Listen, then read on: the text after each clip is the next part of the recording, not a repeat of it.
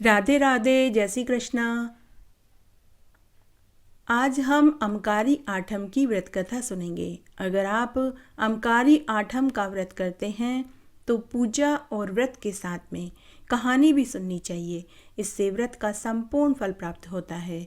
आइए अब हम अमकारी आठम की व्रत कथा सुनते हैं। अमकारी आठम व्रत कथा। यह व्रत भादवा मास के शुक्ल पक्ष की अष्टमी को किया जाता है।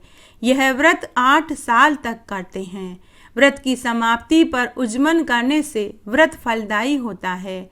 उद्यापन में गाय के ग्वाले के कपड़े, नारियल, दक्षिणा के रुपए और मिठाई लगती है। अमकारी आठम की व्रत कथा। एक बार एक जंगल में एक मुर्गी अपने बच्चों के साथ रहती थी। उसी जंगल में एक मकड़ी का बहुत बड़ा जाला था। उस जाले में एक विशाल मकड़ी रहती थी। तब एक बार की बात है, बहुत भीषण गर्मी पड़ी, जिससे जंगल के पेड़ पौधों में अचानक आग लग गई। देखते ही देखते उस आग ने विकराल रूप धारण कर लिया। पूरे जंगल में आग लग गई। तब मुर्गी अपने बच्चों को छोड़कर खुद अपनी जान बचा कर के उड़ गई। लेकिन मकड़ी और मुर्गी के बच्चे उस आग में जलकर भस्म हो गए। तब दूसरे जन्म में मुर्गी राजा की रानी बनी और मकड़ी ने एक ब्राह्मण के घर जन्म लिया।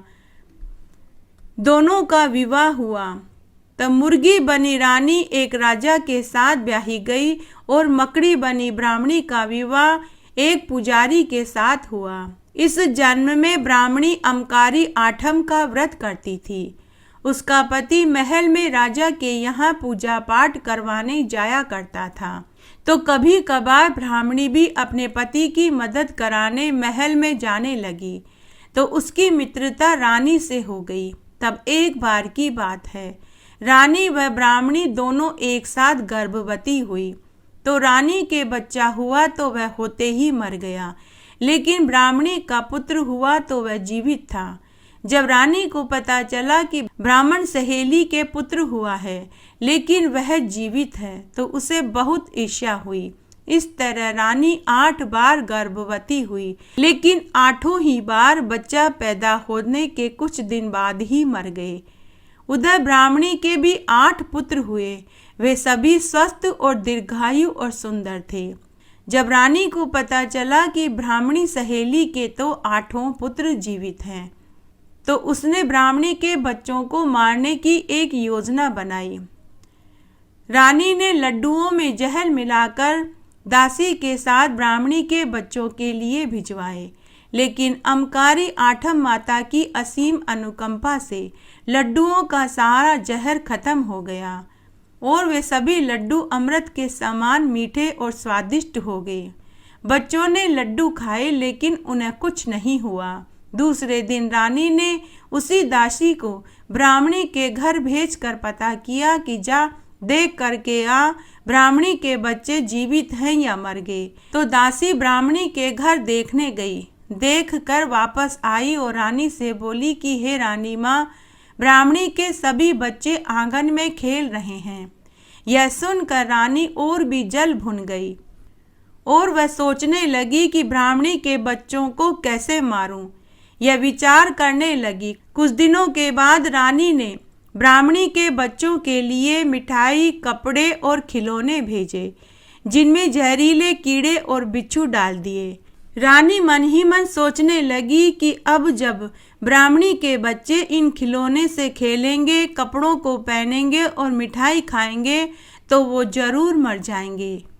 फिर से रानी ने उसी दासी के साथ ब्राह्मणी के घर खिलौने, कपड़े और मिठाई भेजे, लेकिन अमकारी आठम माता के व्रत के प्रताप से वे सभी सांप बिच्छू गायब हो गए। ब्राह्मणी के बच्चों ने नए नए कपड़े पहने, मिठाई खाई और खिलौने से खेलने लगे।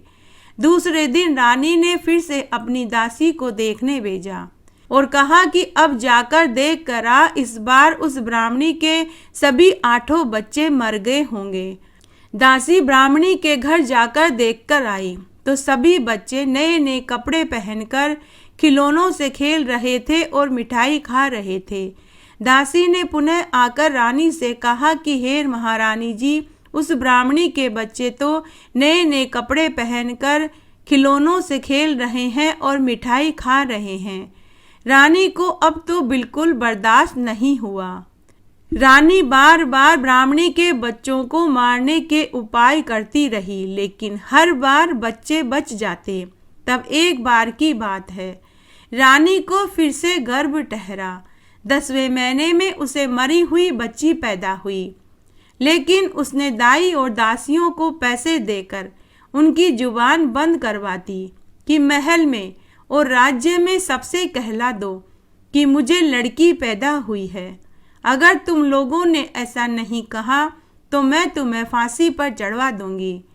तब दासियों, बांदियों और दाइयों ने राजा को और पूरी प्रजा को यह ढिंढोरा पिटवा दिया कि रानी को लड़की हुई है। तब राजकुल की रीति रिवाज से रानी का 10वें दिन सूरज पूजन किया गया। रानी ने दासी को भेजकर ब्राह्मणी सहेली को भी महल में सूरज पूजन में बुलवाया। ब्राह्मणी सूरज पूजन में महल में रानी के पास गई। उस दिन ब्राह्मणी का अमकारी आठम का व्रत था। वह सुबह जल्दी उठी, स्नान आदि करके अमकारी आठम का व्रत का संकल्प लिया और माता का पूजन किया। उसके बाद ब्राह्मणी अपनी रानी सहेली के सूरज पूजन में उनके महल में गई।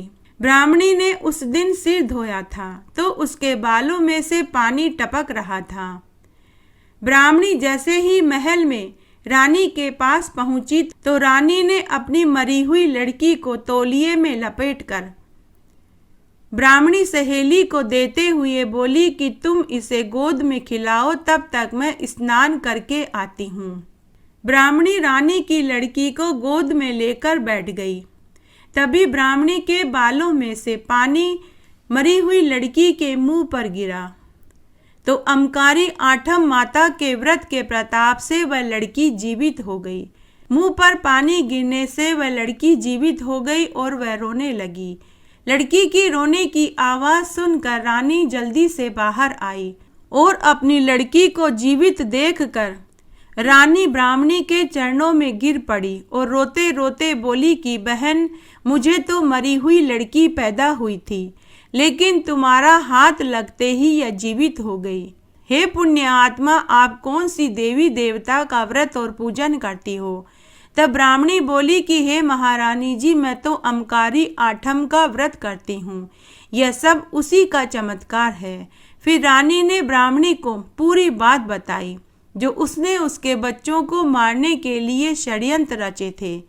तब ब्राह्मणी ने कहा कि हे रानी माँ, मेरे अमकारी आठम के व्रत का ही प्रताप है कि मेरे बच्चों को बाल भी बांका नहीं हुआ। रानी ने हाथ जोड़कर ब्राह्मणी से अपनी गलतियों की क्षमा मांगी तो ब्राह्मणी ने रानी को माफ कर दिया और कहा कि हे रानी जी, हमें किसी महान ज्योतिषी से चलकर पूछना चाहिए कि आपके बच्चे जीवित क्यों नहीं रहते। तब काशी के एक महान पंडित को महल में बुलवाया गया। वह पंडित वेद शास्त्र का महान ज्ञाता और त्रिकालदर्शी था। उसने रानी और ब्राह्मणी के पूर्व जन्म का पता लगा लिया। वह पंडित रानी से बोला कि हे रानी जी, आप पिछले जन्म में एक मुर्गी थी और आपकी यह ब्राह्मणी सहेली एक मकड़ी थी।